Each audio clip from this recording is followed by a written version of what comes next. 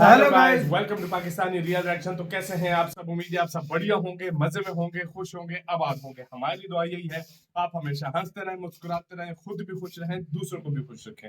पहले तो यार आप लोग ये बताइएगा प्लीज कि उधर का मौसम कैसा है। इधर हद से इतनी ज्यादा हो गई है, बारिशें हो रही है इधर, कई जगहों पे हो रही है, कई जगहों पे तो हो ही नहीं रही है। इतनी गर्मी हो गई है। उस तरफ कैसा मौसम है प्लीज बताइएगा। मेरा नाम है मुदस्सिर। मैं हूं मुबश्शिर। सो गाइस, आज के वीडियो का टाइटल है इंडिया की जीडीपी ने मचाया तांडव, चाइना की इकोनॉमी गई खड्डे में। मतलब क्या हुआ है, भारत की जीडीपी ने तांडव मचा के रख दिया है। ऐसा इतना तेजी से ग्रोथ दिखा रहा है कि दुनिया वाकई में हैरान है कि भारत कर क्या रहा है भाई। वाकई भारत में का चर्चे इस टाइम पूरी दुनिया में मचे हुए हैं। हर महीने पता चलता है भाई इंडिया ने एक और रिकॉर्ड बना दिया, एक और रिकॉर्ड बना दिया। पिछले रिकॉर्ड जो ग्रोथ रेट है वो पिछले महीने से बढ़ती जा रही है। वाकई में तो ऐसे चलता रहा तो साल के आखिर पे कितनी होगी, क्या होगा वाकई में आइडिया में पहले वीडियो देखते हैं यार। भारत तक का वीडियो का लिंक मुझे डिस्क्रिप्शन में, तो स्टार्ट।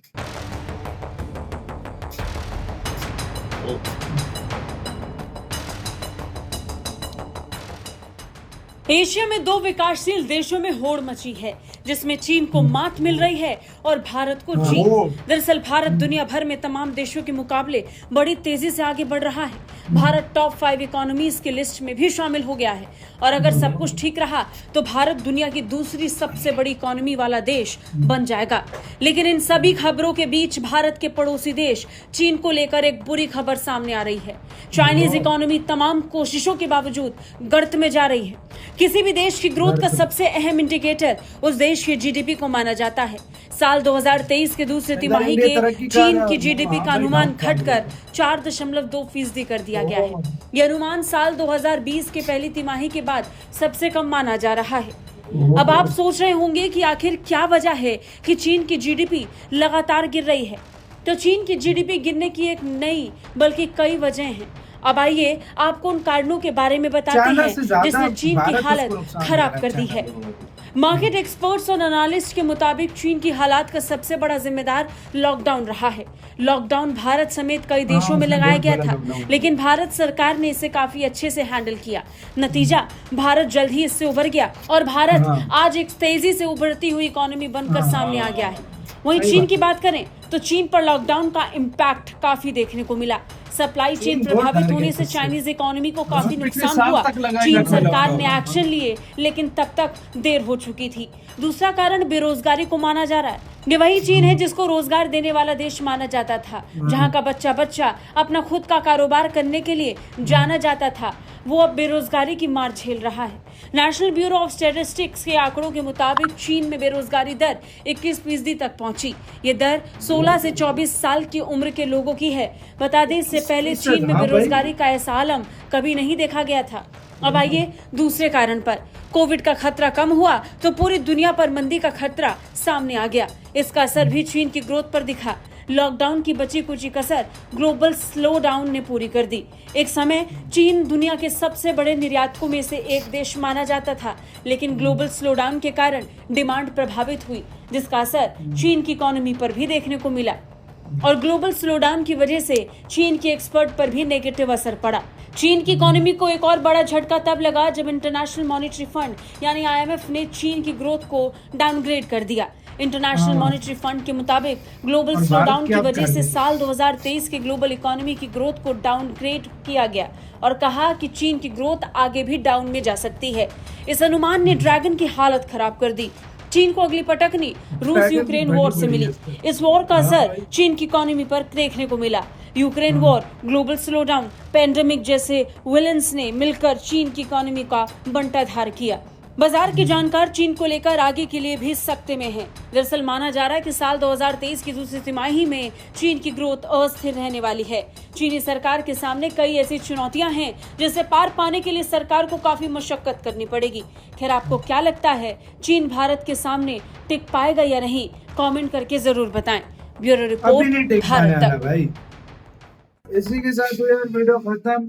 यार कोई शक नहीं, जिस कर सकता है, लेकिन अब भारत की रफ्तार के सामने वो नहीं रोक सकता। देखो यार, इसमें कोई शक नहीं है, चाइना एक बड़ी पावर थी, लेकिन उसके बाद अगर देखा जाए उसका डाउनफॉल स्टार्ट हुआ। उसके कुछ फैसले नहीं, कुछ फैसलों ने देखो अभी भी कुछ टाइम लगेगा इंडिया को, हाँ। इसमें ये नहीं कि एकदम से इंडिया चला जाएगा, हाँ। काफी टाइम लगने वाला है। हाँ। लेकिन इस टाइम इंडिया की रफ्तार रुकने वाली नहीं है, रुकने वाली नहीं। क्योंकि इंडिया अभी आगे जाता ही जाएगा। अब पीछे मुड़कर इंडिया नहीं देखने इंडिया वाला ने है। पीछे मुड़ के नहीं देखना वाकई। एक वो देश जब पेंडेमिक आया, जब कोरोना आया, तो वो माइनस में उसकी जीडीपी का हाँ। मतलब वो चला गया, और आज वही 7.2 के लिहाज से जीडीपी उसकी हाँ। ग्रोथ कर रही है। और 7.2 किस तरह और कहा जा रहा है हाँ। कि क्या पता 1-2 महीने बाद फिर इसमें रेलो बदल की जाए। एक टाइम पे क्योंकि- डबल डिजिट में आ गई हाँ, थी हाँ। इंडिया की जीडीपी। और भाई हाँ। और कह रहे हैं कि ये 7.2 भी, इस पे भी पक्का उम्मीद नहीं है, इससे बढ़ती भी जाएगी, इससे भी ज्यादा बढ़ सकती है। जाएगी। तो आप खुद अंदाजा लगा लो भारत की ग्रोथ किस तरह इंडिया की में है। लोगों को रोजगार मिल रहा है, हाँ। इंडिया में नई नई कंपनीज जो है ना Invest इन्वेस्ट कर कर रही हैं, इंडिया और में दूसरी चाइना जीडीपी को- बढ़ती जा रही है दिन ब दिन, टैक्स कलेक्शन बढ़ती चाइना जा रही को है। एक और हाँ। मार देने का कारण भारत भी है। मैं आप देखो आपको ये बताऊं है, इसका ये बात reason। है।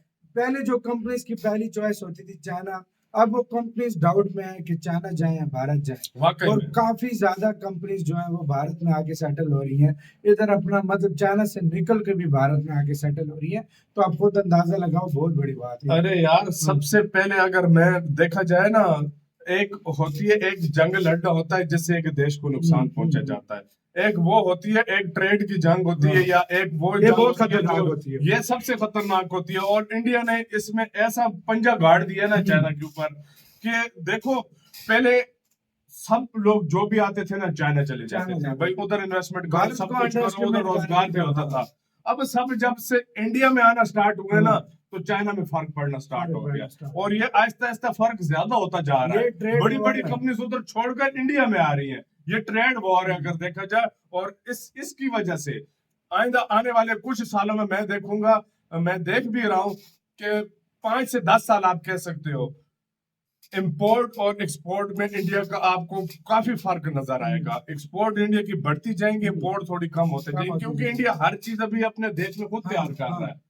हर चीज मेक इन इंडिया के थ्रू सब कुछ हर तैयार हो चीज रहा अभी है, मेक और इन इंडिया के थ्रू जा रही है, बल्क तो मैन्युफैक्चरिंग हाँ, बहुत ज्यादा भाई भारत और में। बल्क में तैयार की जा रही है। हाँ। इतनी जिस तरह चाइना नहीं करता था एक टाइम में, हाँ। मतलब अब उससे हजारों के भारत हिसाब से, बढ़ रहा है, इसी हाँ। तरह अब इंडिया वो कर रहा है, और मैन्युफैक्चरिंग making में के भारत हाँ। बहुत ज्यादा आगे जा रहा है, लोगों वाकई को में। रोजगार मिल रहा है। नेक्स्ट अच्छा, मैन्युफैक्चरिंग हब चीन बन रहा है में इंडिया। बेरोजगार लोग थे ही नहीं, अभी कितनी अब बेरोजगारी कितनी 21% हाँ। तक, पहली दफा मैंने सुना है कि 21% तक चली बहुत गई है। बड़ी, ये तो भारत से भी ज्यादा है भाई। भारत क्या, हर किसी से पाकिस्तान से ज्यादा है ये भाई। बहुत ज्यादा हो गई है, देखो हाँ। यार, उधर के लोगों का रोजगार हो, और सबसे ज्यादा इन्होंने अपने आप को खुद नुकसान पहुंचाया lockdown, zero Covid policy, zero Covid policy में, वाकई में। बेहतरी गाइस, वीडियो खत्म करते हैं। आपका क्या कहना है, अपनी राय कमेंट सेक्शन में दें। आप क्या सोचते हैं, और भारत को आगे क्या स्टेप लेने चाहिए ये भी बताइएगा। अपना बहुत ज्यादा ख्याल रखिएगा।